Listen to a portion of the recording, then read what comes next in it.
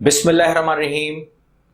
इस वीडियो में हम कवर करेंगे कि कौन से वो ममालिक हैं 10 यूरोपियन जहां पर हमको 2020 में इस साल वीजा अप्लाई करना चाहिए, क्यों करना चाहिए, सब बता रहा हूं, डिटेल से बता रहा हूं। चलिए शुरू करते हैं।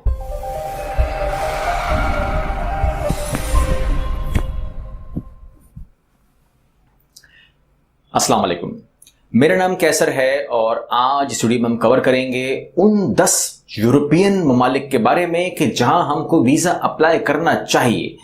और आपको जो भेड़ चाल चलती है, एक नाम सुनते हैं या फेमस नाम सुनते हैं, वहां डालने से नुकसानात ये होते हैं कि वहां हमको वीजा रिफ्यूजल होते हैं।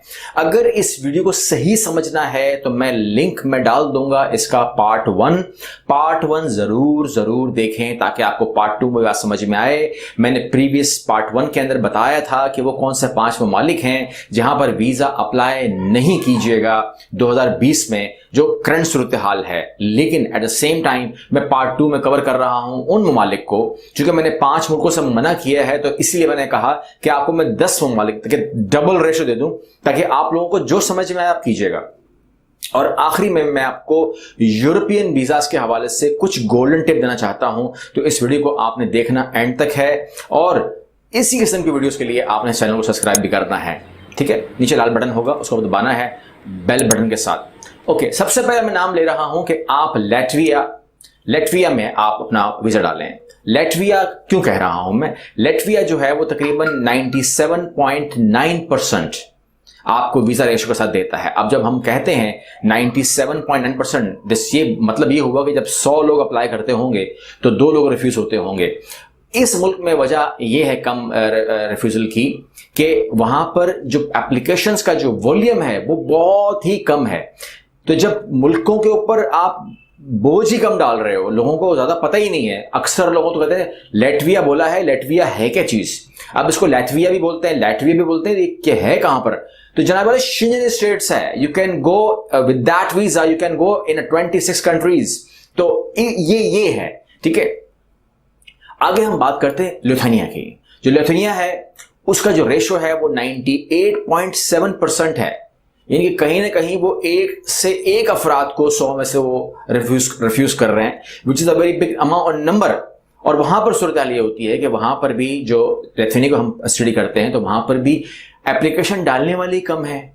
ये नाम ही नहीं सुना हुआ, लेकिन आपको मैंने नाम दिया है, अब आपने काम और भी करना है और आपने मुझे बताना है। जो नाम आपको इस वीडियो से मिले आप उनमें से सर्च करें, मतलब उन नामों को उठाएं। मैं नाम दे दूंगा, मैं इस वीडियो के डिस्क्रिप्शन बॉक्स में लिंक भी दे दूंगा।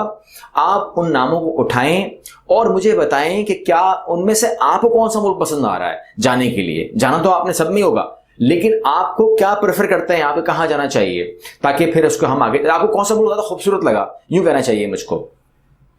साथ में बात कर लेते हैं उसके लेटविया के बराबर में ही है एस्टोनिया का इंतखाब अगर आप करते हैं तो 98.4% वीजा रेशियो है। मतलब ये 2 लोगों को भी नहीं 100 में से रिफ्यूज करते, ये 98.4% के साथ आपको ये वीजा दे रहे होते हैं। ये भी बहुत बड़ा नंबर है। वजह उसकी वही है कि लोगों को एस्टोनिया के बारे में मालूमात नहीं है। और मैं अपने सब्सक्राइबर से, अपने व्यूवर से कह रहा हूं कि वो लोग मालूमात लें इसकी, क्योंकि यही वो पॉइंट है कि आप बिल्कुल एलिजिबल होते हैं, आपके डॉक्यूमेंट अच्छे होते हैं, स्ट्रॉन्ग डॉक्यूमेंट होते हैं, मगर रिफ्यूज कर देते हैं वो बड़े नाम। तो उन बड़े नामों में भी चले जाइएगा, लेकिन रास्ता बता रहा हूं, रास्ते आपको होने चाहिए।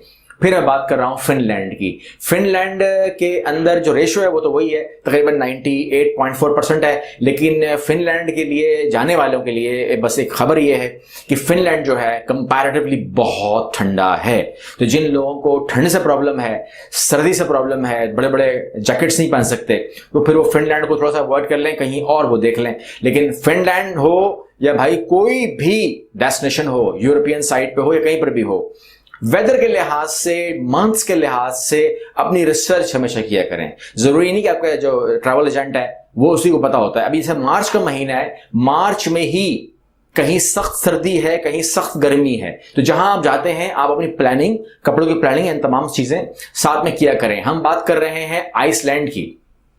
आइसलैंड 98.3 यानी कि रेशो ऑलमोस्ट वही है। आइसलैंड भी एक मुल्क अच्छा है और इसका रेशो भी आपको सामने है, और ये रेशो आप रिसर्च बेस्ड रेशो है, आप इसको ले सकते हैं गूगल सर्च के साथ, ठीक है ना। हो सकता है कि कोई मुझे बोल ही दे कि ये फालतू बात हो रही है या क्या हो रहा है, तो वो लोग रिसर्च को पढ़ सकते हैं, और अगर रिसर्च आप कहेंगे कि आप दें तो वो हो सकता है कि मैं खुद बनाई हो, तो मैं आपको कहूंगा कि आप गूगल के ऊपर रिसर्च कर सकते हैं, बेस्ट कुछ भी नाम लिख दें आपको वो मिल जाएगा, या मेरी वीडियो का ही लिंक उठा के कहीं डाल दें तो हो सकता है कोई आपको गूगल से अच्छी रिपोर्ट मिल जाए।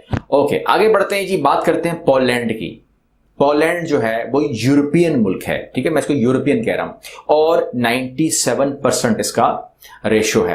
अब यहां पर भी होता यही है कि वो लेवल नहीं है जाने का, यानी कि वो जिस तरीके से आप लोग जर्मनी या इटली करते हैं ना, फ्रांस, तो वो लेवल नहीं है, इसलिए यहां पर वीजा रेशो आपका हाई रहता है। पोलैंड के अंदर अभी सूरत हाल जो है डेवलप हो रही है। याद रखिएगा, वहां पर जो खुशखबरी ये है, गुड न्यूज ये है कि वहां पर स्किल वर्कर्स को भी लिया जा रहा है। अगर आप वहां जाएंगे तो पोलैंड जाना ज़ाया नहीं होगा, वहां पर आप कंपनी से बात कर सकते हैं, आप अपने इंटरव्यूज दे सकते हैं और आपको वहां पर जॉब मिल सकती है। लेकिन क्लियर बात करूंगा, सच्ची बात करूंगा, सैलरी कम मिलती है। तो वो मैं सिर्फ स्टार्टर के लिए बोल रहा हूं, मैं लाइफ बन जाएगी, मैं वो हो जाऊंगा, तो वो मैं नहीं कह रहा हूं। लग्जमबर्ग की बात करेंगे। लग्जमबर्ग एक खूबसूरत मुल्क, एक खूबसूरत डेस्टिनेशन यूरोप का, और 96.3% रेशो के साथ ये आपको वीजा दे रहा होता है जनाबे वाला। और उसके बाद हम बात करेंगे स्लोवेकिया की। स्लोवेकिया जो है वो 95.8% के साथ आपको ये वीजा दे रहा है। और उसके बाद हम बात करेंगे चेक रिपब्लिक की। चेक रिपब्लिक एक खूबसूरत मुल्क है, और चेक रिपब्लिक जाने का जो मैंने रुझान देखा है लोगों का, और ये सच भी है, ये फैक्ट भी है कि जो लोग यूरोप में जाने के लिए शॉर्टकट निकालते हैं, उसको शादी कहते हैं, तो शादियों के लिहाज से चेक रिपब्लिक के अंदर बहुत अपॉर्चुनिटीज़ हैं। अगर कोई जेन्युइन काम करना चाहता है, लीगल काम करना चाहता है, उसकी नीयत में कोई खोट नहीं, कोई खराबी नहीं है, जायज़ काम करने के साथ अगर सोचता है तो चेक रिपब्लिक में वो कर सकता है। लेकिन ये सिर्फ और सिर्फ मैं बात कर रहा हूँ कि कभी भी धोखेबाजी से कुछ मत कीजिएगा, जो भी करें ईमानदारी के साथ करें और सच्चे दिल से करें। 95.3% के साथ चेक रिपब्लिक आपको वीज़ा देने को तैयार है। और आखिरी हम नाम ले रहे हैं, जो कि नाम इस वक्त मेरी रिसर्च में आ गया, लेकिन इस वक्त जो अगर हम करंट सूरत की बात करें, हम आज की बात करें, ये तकरीबन महीने बाद सेट हो जाएगा। लेकिन बहरहाल जो वीजा रेशो है that is very nice, and that is Greece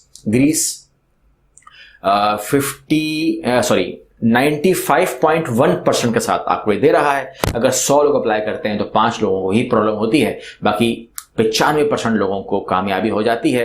तो ये लिस्ट देने का मतलब ये है कि आप लोग यूरोप को प्लान कर रहे होंगे, जाना चाहिए, घूमने की बात कर रहे होंगे, जाना चाहिए। लेकिन मैंने गोल्डन टिप्स का आपसे वादा किया है, तो वो दूंगा कि जब भी आप इन मुल्कों में अप्लाई करें तो कुछ चीज़ों को दिमाग में ज़रूर रखें कि क्या आपके पास ट्रैवल हिस्ट्री है। अगर ट्रैवल हिस्ट्री है, अप्लाई कीजिए। क्या आपके पास बैंक बैलेंस है एवरेज 8 लाख 10 लाख, अप्लाई कीजिए।